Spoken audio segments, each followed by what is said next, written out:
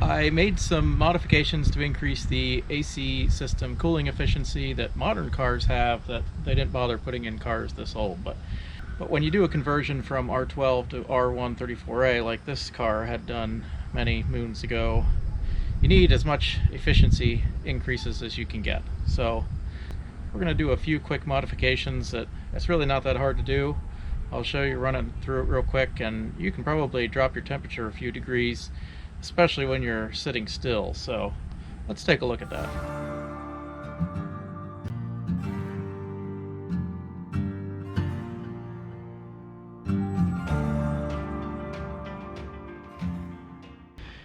So if you have an old GM car, or well, one of these 1978 El Caminos specifically, and it has air conditioning, you'll have an option to shut off the heater core here. And what this is just a vacuum valve.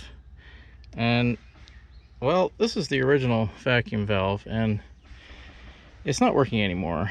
There's several ways it can fail.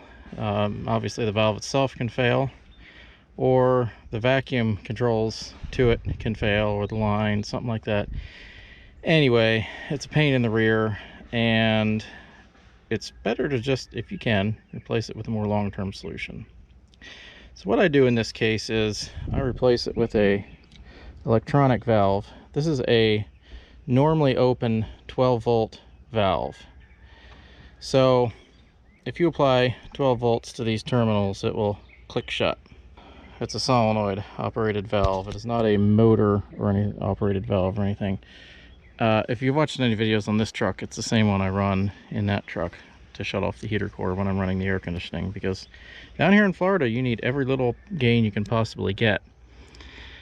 So we're at a limit for space here. The square bodies are much nicer because they have, you know, more spaces where you can mount things. There's plenty of room over here, but then we have to run heater hoses back and forth across the engine compartment. So I think what I'm going to do in this case, I'm going to pull this off and replace it with a hose barb in the block. And I'm going to put the valve, I think, down here. It'll be out of the way of everything, and I can still get good hose routing.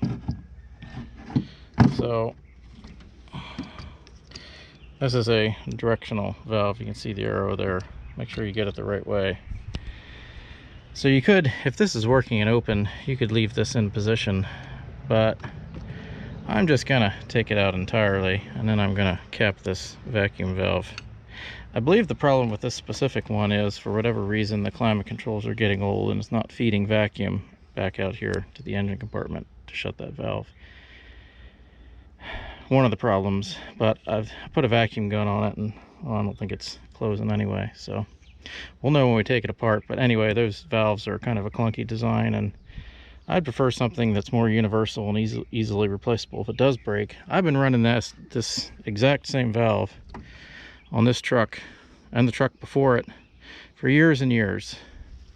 They're very durable valves, and well, I like them. They're very expensive though, but they are, you know, they're all brass and heavy duty. I very much prefer them. Basically all I'm going to do is mount this valve down there, and I'll show you. As far as driving the valve, so right now, earlier, I think I showed it on one of my videos, put in a relay to take battery power direct, fed through a relay to run the compressor directly.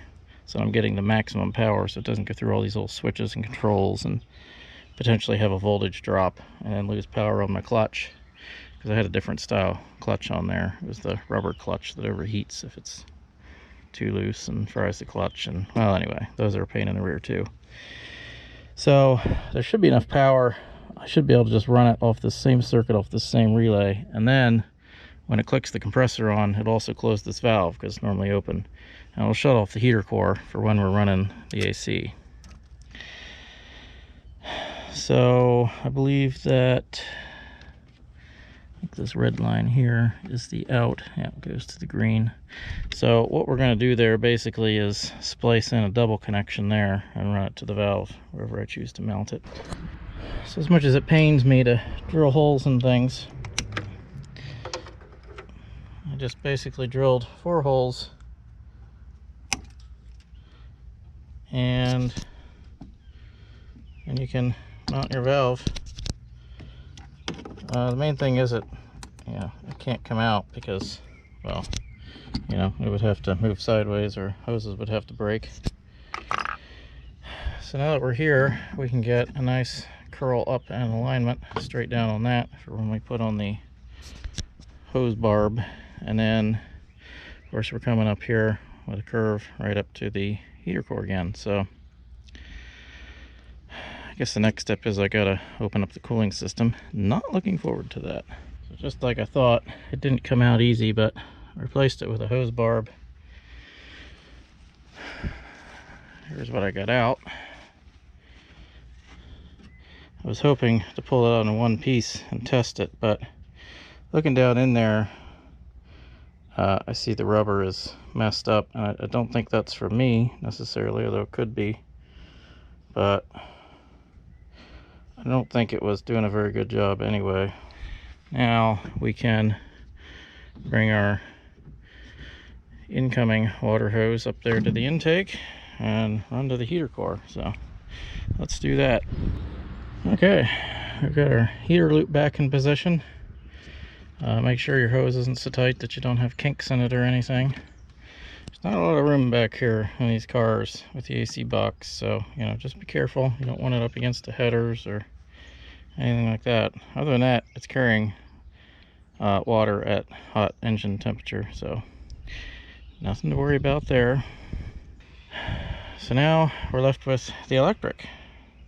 So the way these valves work, there's a weather protected, this goes underneath the weather protected socket there, and it has connections inside, and this plugs in there, and you just run your wires and cap it back up. And yeah, so we're going to run our wires. All we need is power and a ground, and the ground can just run from there, come through the wire harness, maybe come out down here and across, same as the power. So we just need 2 wires coming over here. That's it. Okay, we've got the electrical hook up. I did test it just against the battery, make sure it works. And you can hear it. Oh.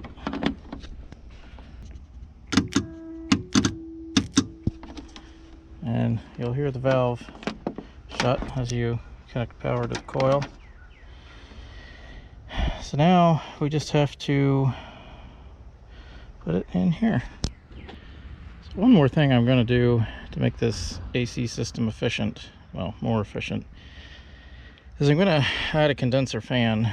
So I may be able to access this by taking the grill off and then get to the front of the condenser, but I don't know. May have to take part of this fan shroud off. I am not sure yet. Let's see what we have to get to put a fan on there. Well, I added a fan, and I biased it towards this side in case I want to add another, rather than put it in the middle or something. It's going to act as a pusher fan. So just sitting there, standing still, will get all your bugs out of your condenser. We'll get more airflow. I'm going to run the wiring harness up along through here, parallel with this other harness. I think if I had another fan though, I don't think I can run it all off the same relay. I don't want to overpower that relay. Not sure what it's rated for, but it is 30/40 amps, 12 volt DC. I don't know if it means 30 or 40. Anyway, I took the grill off and I had to take the top radiator support off, shroud off, so I could, get my zip ties through to, bang up the fins in the condenser. But that was the quickest, easiest way to do it. And if I mess it up, condensers aren't that expensive. It's an old condenser anyway. So I'm going to put this back up and wire this up, make sure I have it turn in the right direction. Alright, well, we've added to the rat's nest of wires, but, I know where they all go. I could probably make them look a little nicer if I wanted to, but you know, when something breaks and you gotta trace it. Anyway, so we got 3 things hooked up to that relay. The compressor clutch, the valve for the heater core, and our new condenser fan. So when I turn the ignition on and the AC on, we should get some things happening. Yep. So I heard various clicks and the fan's running. It is pulling, I verified here. Should suck my paper towels in, which it does, rather than pushing them away.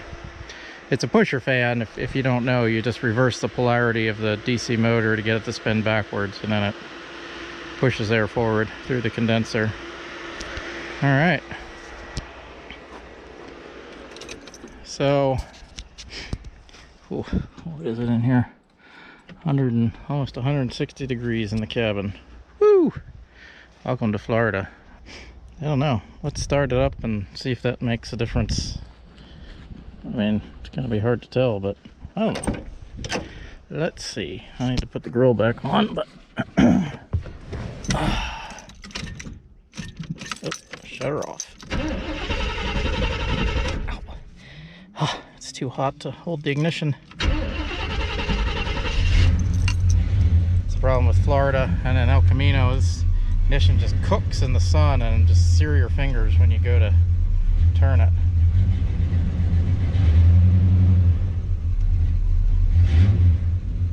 There's a 4th thing controlled by that AC switch, and that is the up idle solenoid on the carburetor. But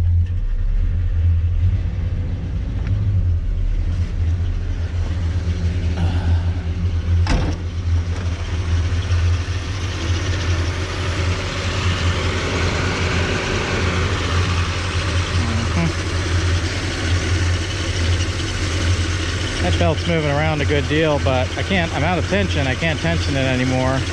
And it's such a long stretch. Anytime you have a long stretch like that, it's going to do that. But again, I don't want to over tension it either, even if I could, because then you ruin your bearings. But I don't know.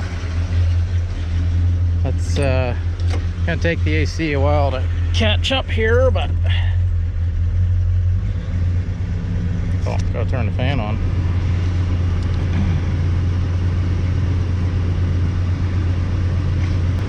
Basically, I'm going to put the grill back on, but basically that's all I can do for the moment. So hopefully this helps someone. That's just a few quick modifications. Doesn't take a lot of time or money, just, you know, some elbow grease and some getting in there and some know-how. So hopefully this helps someone out. That is the goal of these videos, and please feel free to like, subscribe, comment, tell me what I did wrong down below, as everyone usually does, and as always, thanks for watching.